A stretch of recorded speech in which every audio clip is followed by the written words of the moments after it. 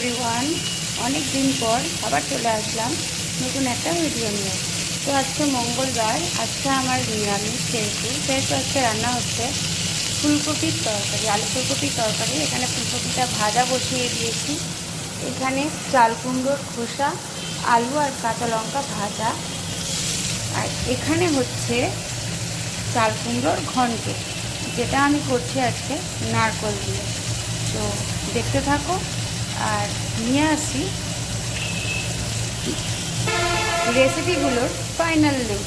এই যে আজকে আমার রান্নার দুপুরের লাঞ্চের মেনু হচ্ছে নারকেল দিয়ে চাল কুমড়োর ঘন্ট, নারকেলের বড়া, চাল কুমড়ো আর আলুর খোসা ভাজা, লঙ্কা দিয়ে আলু ফুলকপির তরকারি।